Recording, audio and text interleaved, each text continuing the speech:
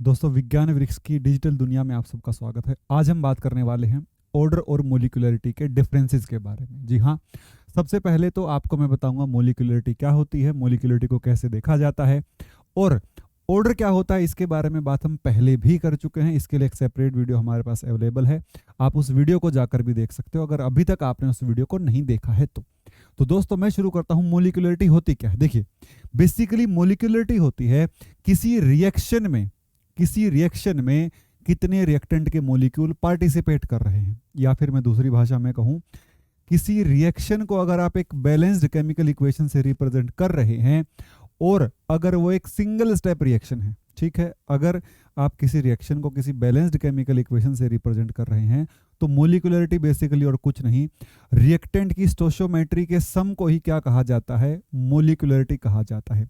दूसरी भाषा में मेरी बात समझने की कोशिश करिए।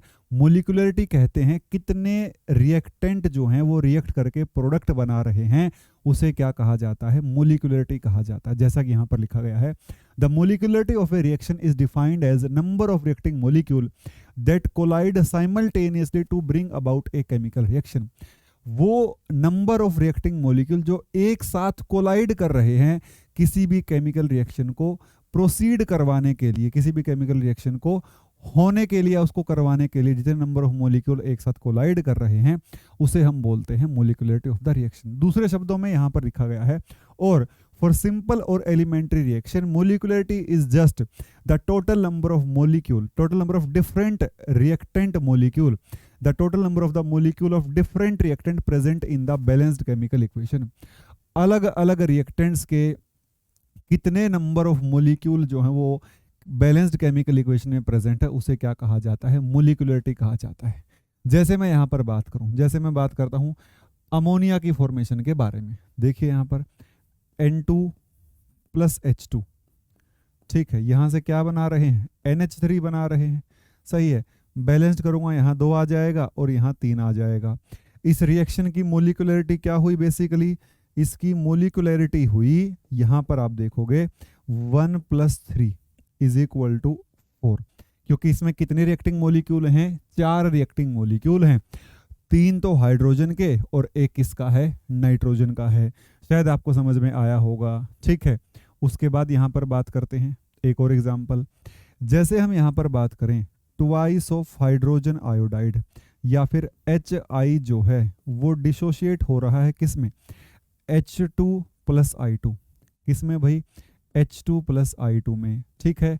बैलेंस करने के लिए यहाँ पर क्या लगा दूंगा, 2 लगा दूंगा। अब क्या हो गई, इक्वेशन बैलेंस हो गई है। तो यहाँ पर मोलिकुलरिटी क्या होगी, यहाँ पर मोलिकुलरिटी होगी, यहाँ पर मोलिकुलरिटी होगी आपकी 2, सही है भाई। तो इस तरीके से आप क्या निकाल सकते हो, मोलिकुलरिटी निकाल सकते हो। बेसिकली एक बैलेंस्ड केमिकल इक्वेशन में जितने number of reactant molecule present होते हैं वही क्या डिफाइन करता है, मोलिकुलरिटी डिफाइन करता है।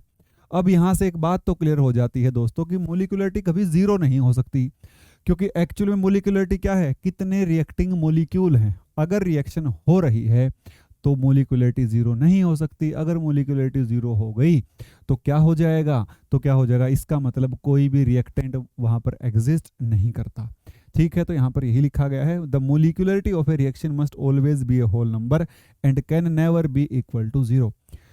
मोलिकुलरिटी हमेशा ही एक होल नंबर होगी, क्योंकि मैं यहाँ पर ये नहीं कह सकता कि भाई आधा नाइट्रोजन का मोलिक्यूल आधे हाइड्रोजन के मोलिक्यूल से रिएक्ट कर गया, या फिर मैं क्या कहूँगा, मैं ऐसा नहीं कह सकता हूँ कि आधे आधे मोलिक्यूल रिएक्ट कर गए हैं, सही है। तो यहाँ पर मैं क्या कहूँगा, भाई मोलिकुलरिटी जो होती है वो हमेशा होल नंबर होती है, ठीक है। तो यहाँ पर हमें बेसिकली इतना समझ में आया कि जो मोलिकुलरिटी होती है वो नंबर ऑफ रिएक्टिंग स्पीसीज होती है। बेसिकली अगर आप मेरे से पूछें, मैं आपको ये बताऊं, हायर क्लासेस में आपको समझ में आएगा कि हाँ, अभी आप फिलहाल भी आप एक हायर क्लास में ही हो, लेकिन आपको मैं क्लियर कर देता हूँ। मोलिकुलरिटी बेसिकली एलिमेंट्री रिएक्शंस के लिए ही होती है। अब एलिमेंट्री रिएक्शन कौन सी होती हैं, वो रिएक्शन जो सिंगल स्टेप में कंप्लीट हो जाती हैं, सिंगल स्टेप में ही प्रोसीड करती हैं, जिनमें एक से ज़्यादा स्टेप्स नहीं होते, उन्हें एलिमेंट्री या फिर सिंपल रिएक्शन कहा जाता है। तो मोलिकुलरिटी का जो कॉन्सेप्ट है वो केवल सिंपल रिएक्शन के लिए ही वैलिड होता है। हालांकि आपकी कुछ किताबों में ऐसा लिखा होता है कि कॉम्प्लेक्स रिएक्शंस के लिए भी मोलिकुलरिटी होती है, लेकिन ऐसा नहीं होता है। कॉम्प्लेक्स रिएक्शंस के लिए मोलिकुलरिटी नहीं होती। कॉम्प्लेक्स रिएक्शंस के लिए हम ऑर्डर की बात करते हैं। हालांकि हम सिंपल रिएक्शन के लिए भी ऑर्डर की बात करते हैं, लेकिन सिंपल रिएक्शन के लिए हम मोलिकुलरिटी की भी बात करते हैं। सही है। अब हम आगे बढ़ते हैं, देखते हैं भाई ऑर्डर और मोलिकुलरिटी में क्या डिफरेंस है। अभी मैं ये भी कह सकता हूँ इसका ऑर्डर 4 हो जाएगा, ठीक है। मोलिकुलरिटी तो डिफाइन कर दी। अब बात करते हैं difference between molecularity and order of a reaction. देखिए भाई, पहला difference between order and molecularity, पहला क्या है? ऑर्डर क्या होता है? It is the sum of power to which the concentration term are raised. ये क्या है? उन सभी टर्म का क्या है? सम है, जिसमें जिसको कंसंट्रेशन टर्म्स को जिसमें क्या किया जाता है? रेज किया जाता है। किसके अंदर? रेट लो एक्सप्रेशन के अंदर। ये क्या बता रहा है? ये आपको बता रहा है, देखिए ध्यान से, यहां पर आपको बताया जा रहा है it is the sum of the power to which the concentration terms are raised in the rate law expression. ये बेसिकली क्या होता है? सम ऑफ पावर, उन कंसंट्रेशन टर्म्स की पावर का सम जिनको रेट लो एक्सप्रेशन के दौरान क्या किया गया है? रेज किया गया है। रेट लो एक्सप्रेशन में उसे ऑर्डर कहा जाता है। बेसिकली अगर मैं ये कह रहा हूं कि यहां पर ए ऑफ ए, एग्जांपल से समझाता हूं मैं आपको। यहां देखिए भाई, यहां पर A of A plus B of B, this goes to P, ठीक है। यहां पर क्या लिखूंगा? रेट लो कहता है R इज प्रोपोर्शनल टू ए की पावर अल्फा एंड बी की पावर बीटा, ठीक है। तो यहां पर ये कह रहा है, जो ये रेट लो एक्सप्रेशन में जो कंसंट्रेशन की पावर में टर्म लिखी हुई है ना, इनके सम को ही हम क्या कहते हैं? ऑर्डर कहते हैं। इसके सम को ही क्या कहते हैं? ऑर्डर कहते हैं। इनके सम को ही क्या कहा जाता है? ऑर्डर कहा जाता है, ठीक है। अब यहां पर क्या बोल रहा है? यहां पर बोल रहा है molecularity is just the total number of molecule of the different reactant indicated in the balanced chemical equation. ये मोलिकुलरिटी जस्ट और कुछ नहीं होता, total number of reactant molecules होते हैं। जैसे मैं यहाँ पर क्या कहूँगा? मैं यहाँ पर लिखूंगा, एक एग्जांपल देता हूँ। जैसे हमने लिखा N2 प्लस 3H2, यहाँ से क्या बना दिया? 2NH3 बना दिया, सही है। अब रेट लो के अकॉर्डिंग क्या लिखूंगा? यहाँ पर मोलिकुलरिटी क्या बनी आपकी? यहाँ पर मोलिकुलरिटी तो बन गई, मोलिकुलरिटी आपकी जो है वो बन गई कितनी? 1 + 3 = 4, सही है। ऑर्डर क्या होगा? अब रेट लो कहेगा, रेट लो के अकॉर्डिंग, अकॉर्डिंग टू रेट लो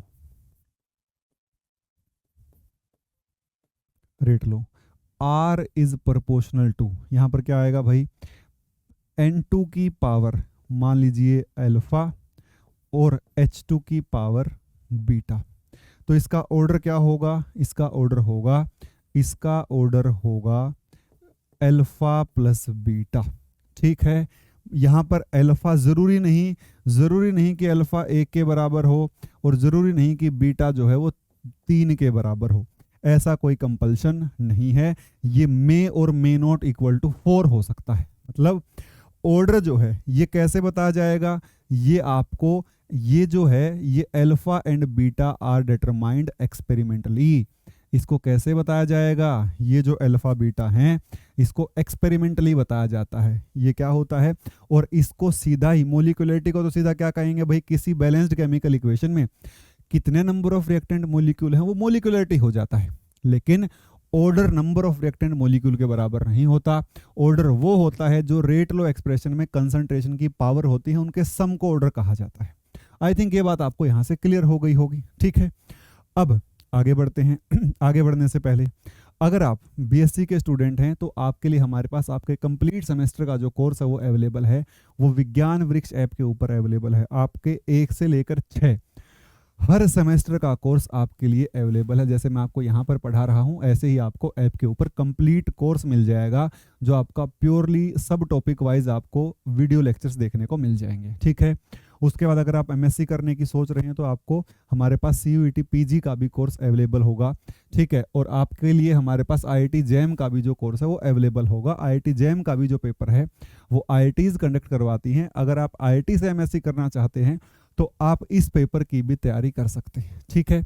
और हाँ, इस पेपर का लेवल थोड़ा सा CUET PG से ज़्यादा होता है, तो इसके लिए आपके पास सेपरेट कोर्स रहेगा और इसका कोर्स भी सेपरेट रहेगा। सेमेस्टर का कोर्स आपका बहुत ही अफोर्डेबल प्राइस के ऊपर है, ताकि आप हमारी क्वालिटी भी चेक कर सकें और आप एक ट्रायल बेसिस के ऊपर भी उस कोर्स को चेक कर सकें। मैं गारंटी देता हूँ आपको बहुत कुछ सीखने को मिलेगा हमारे उस कोर्स से।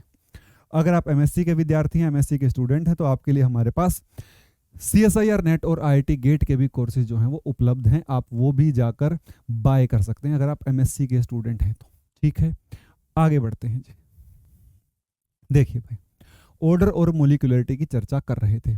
पहला डिफरेंस हमने देख लिया और यहाँ पर दूसरे डिफरेंस की बात कर रहा हूँ। यहाँ पर देखिए भाई, it can be fractional as well as zero. जो ऑर्डर होता है वो फ्रैक्शनल भी हो सकता है, जीरो भी हो सकता है एंड नेगेटिव भी हो सकता है, ठीक है। वो फ्रैक्शनल, जीरो या फिर नेगेटिव कुछ भी हो सकता है। लेकिन जब मैं मोलिकुलरिटी की चर्चा करता हूं तो it is always a whole number. ये हमेशा क्या होता है, ये हमेशा ही होल नंबर एग्जिस्ट करता है, ठीक है। ये फ्रैक्शनल हो सकता है, जीरो भी हो सकता है, लेकिन ये क्या होता है, हमेशा एक होल नंबर होता है, ठीक है भाई। मोलिकुलरिटी कभी जीरो होती ही नहीं, मोलिकुलरिटी जो है वो कभी जीरो नहीं होती। तो दो डिफरेंस हमने देखे भाई। ऑर्डर तो एक्सपेरिमेंट से बताया जाएगा, मोलिकुलरिटी सिंपली क्या होगी भाई, जो बैलेंस्ड केमिकल इक्वेशन में जितने बार रिएक्टेंट आया है उन सब के सम को मोलिकुलरिटी कह देंगे। अगला क्या भाई, ऑर्डर आपका जीरो हो सकता है, पॉजिटिव या नेगेटिव फ्रैक्शन कुछ भी हो सकता है, लेकिन मोलिकुलरिटी जो है वो हमेशा ही क्या होगी, एक होल नंबर होगी। अगला डिफरेंस देखते हैं बच्चों, it can determined experimentally and it is purely an experimental entity.